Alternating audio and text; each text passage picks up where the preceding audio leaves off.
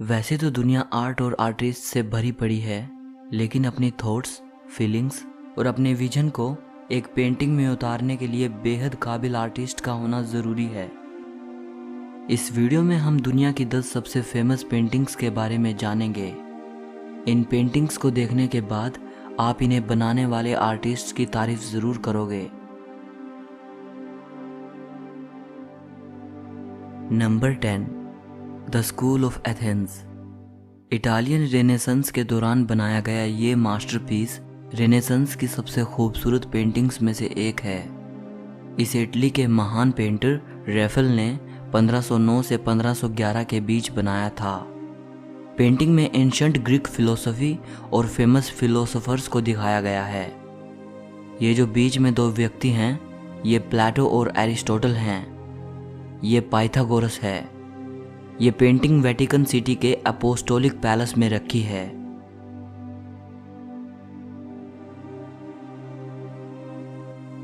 Number 9, the birth of Venus. Italian renaissance का एक और मास्टरपीस। पेंटिंग में गॉडेस वीनस के बर्थ को दिखाया गया है। गॉडेस वीनस एक खूबसूरत औरत के रूप में समुद्र से निकलती है और समुद्र के किनारे पर आती है। वीनस का सुंदर चेहरा और शाही पोस्चर पेंटिंग का सबसे अहम हिस्सा हैं। इस पेंटिंग को इटालियन आर्टिस्ट सैंड्रो बोटिचेली ने 1480s में बनाया था। ये पेंटिंग इटली के फ्लोरेंस की उफ्फिज़ी गैलरी में रखी है।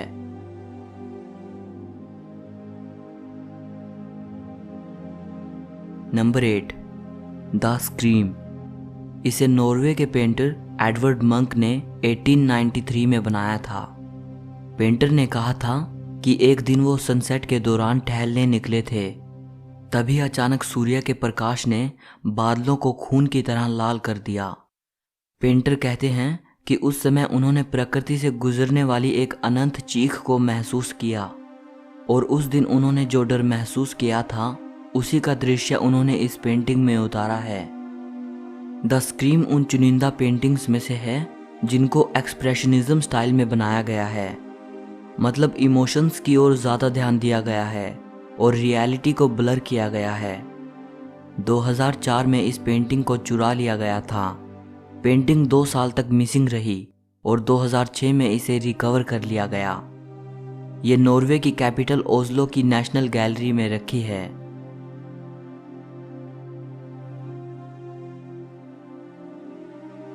Number 7, the persistence of memory. इस पेंटिंग को 1931 में स्पेनिश पेंटर सैल्वाडोर डाली ने बनाया था।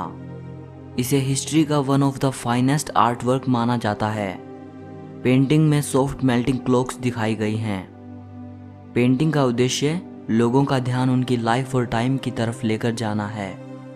कहा यह भी जाता है कि यह पेंटिंग आइंस्टाइन की थ्योरी ऑफ रिलेटिविटी से इंस्पायर थी। यह पेंटिंग न्यूयॉर्क के मॉडर्न आर्ट म्यूजियम में रखी है।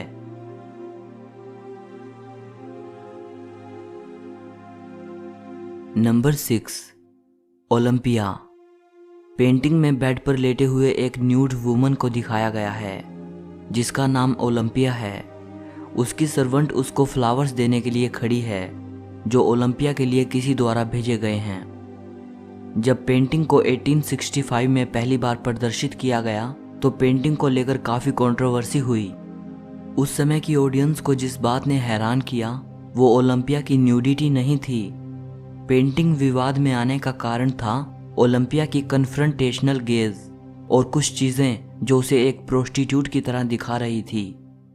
इस पेंटिंग को फ्रेंच पेंटर एडवर्ड मनेट ने 1863 में बनाया था। पेंटिंग का सब्जेक्ट काफ़ी कंट्रोवर्शियल होने के बावजूद पेंटिंग ने काफ़ी नाम कमाया। ये पेंटिंग पेरिस के म्यूज़ी दी ओरसी आर्ट म्यूजियम में रखी है।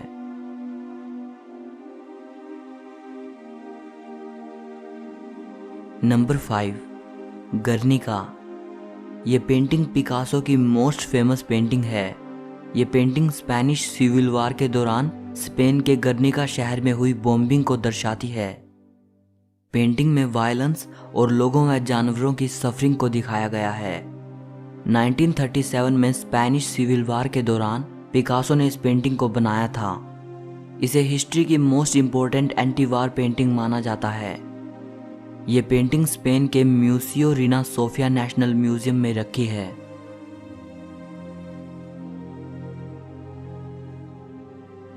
Number 4, the starry night. इस पेंटिंग को Dutch painter Vincent van Gogh ने 1889 में बनाया था। पेंटर जब एक सैनिटेरियम में रहते थे तो एक दिन उनके रूम की खिड़की से जो दृश्य दिखाई दे रहा था उसी का दृश्य उन्होंने इस पेंटिंग में उतारा था। ये पेंटिंग न्यूयॉर्क के मॉडर्न आर्ट म्यूजियम में रखी है।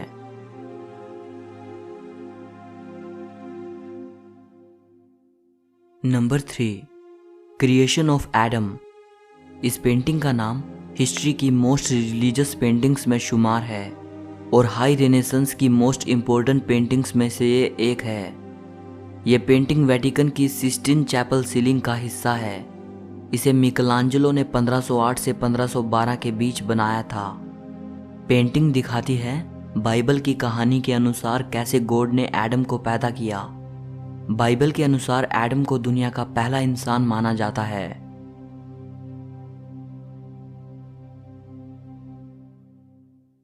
Number 2, the last super.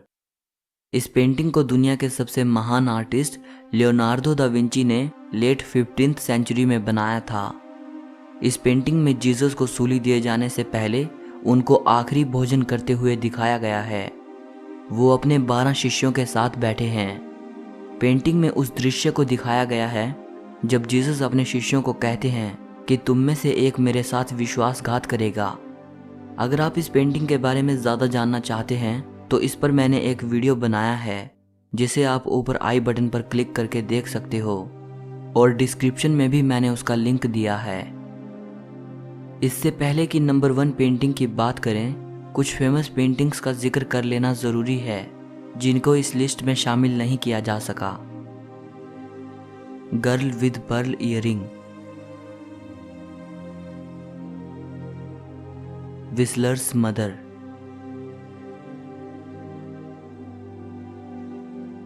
Night watch, beheading of Saint John the Baptist,